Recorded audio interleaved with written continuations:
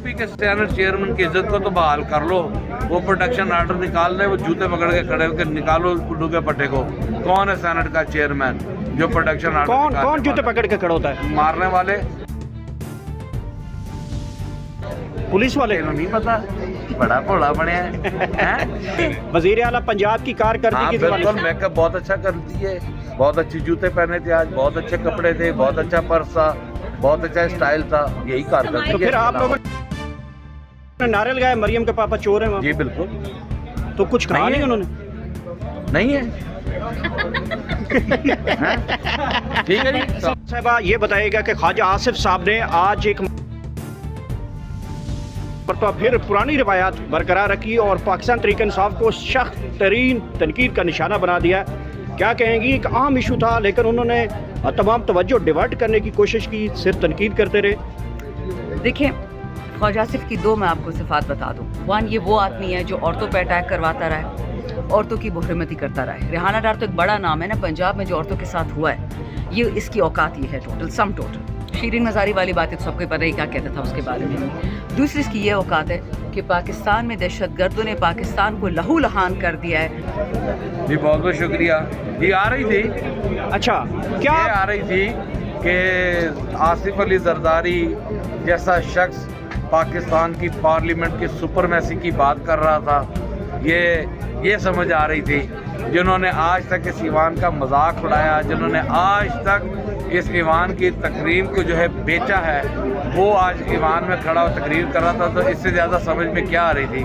फिर सबसे दूसरी बात ये बड़ी प्यारी लगी कि आप पार्लियामेंट ईवान की बालादस्ती की बात कर रहे थे, तो सेनेट चेयरमैन पास बैठे थे। तो मैंने कहा भी कि सेनेट चेयरमैन की इज्जत को तो बहाल कर लो। वो प्रोटेक्शन ऑर्डर निकाल रहे, वो जूते पकड़ के खड़े होकर निकालो उल्लू के पट्टे को।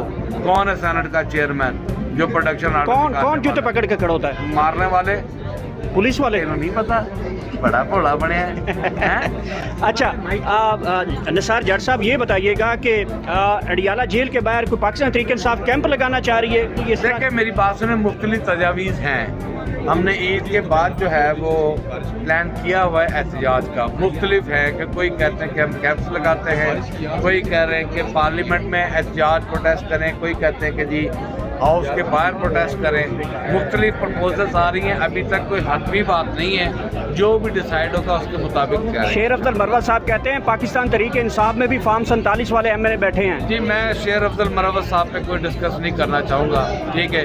वो अपना नहीं, सॉरी, मैं उसके ऊपर कोई राय नहीं। सर क्या पंजाब से इस दफ़ा कोई ईद के बाद निकलता हुआ देख रहे हैं लोगों को? भाईजान देख के मेरी बात सुने, अगर आपको गोली मारी जाए आप निकलेंगे? आप लोग पी का एक्टर ही चुप करके बैठ गए।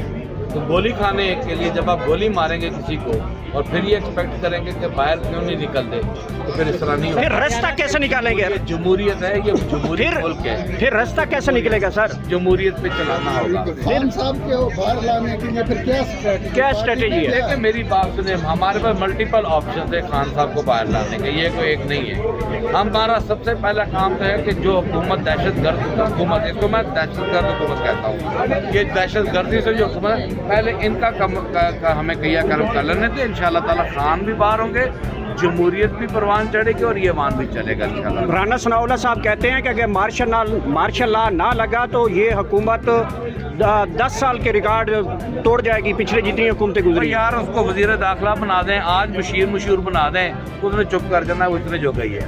ठीक है, थैंक यू। को वापस शामिल कर दिया काबीना में, क्या समझ रहे हैं? क्योंकि वो परवेज खट्टर जिसने KPK का वज़ीर आला बनना था, अब नून लीग में आ गया। हाँ कर यार ये अपना सनाउल्लाह जो अपना बातें कर रहा है ना, उससे जाकर ज़रा ये पूछें कि वज़ीर दाखिला और परवेज़ खट्टर नून लीग है। शर्म इनको आती नहीं है। दावे ये तय कर रहे हैं कि मार्शल लॉ ना लगा तो हम ये कर देंगे, हम वो कर देंगे। इनके पल्ले इनके इतना ये भी नहीं है। आज नून लीग आज सदर ने तकरीर की, नून लीग ने हाथ बजाया, क्लैप किया। बिलावल भुट्टो ये अपना मार रहा है, ड्रामेबाजी लगाई हुई है। तो कैसा लगा जब सदर जरदारी तकरीर कर रहे थे तो शहबाज शरीफ सामने बैठ के सुन रहे थे? कल को ये कहते थे 40 चोर बाबा, तो एक दूसरे के पेट चाक करते थे। आप लंबी चौड़ी बात छोड़ने, सेनेट का चेयरमैन बगल में बैठा हुआ था, उसकी इज्जत का ही ख्याल कर लेता।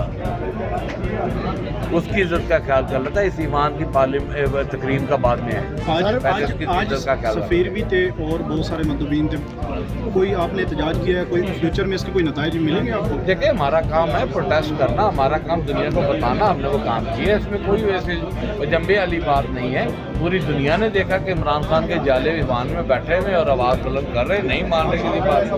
इसमें परेशानी पहले भी कहा जाता है कि ट्रम्प आएगा और बड़ी तब्दीली आएगी, लेकिन ट्रम्प आ लीजिए ना, ये मरहबा शरबा लेकिन अभी भी आप कह रहे हैं कि दुनिया के सामने मेरी बात सुनिए यार, मेरी बात हर तरह की लेटेस्ट अपडेट्स और ब्रेकिंग न्यूज़ के लिए वीडियो को लाजमी लाइक करें, चैनल को सब्सक्राइब करके बेल के आइकॉन पर क्लिक करें ताकि आप रहें हर खबर से बाखबर।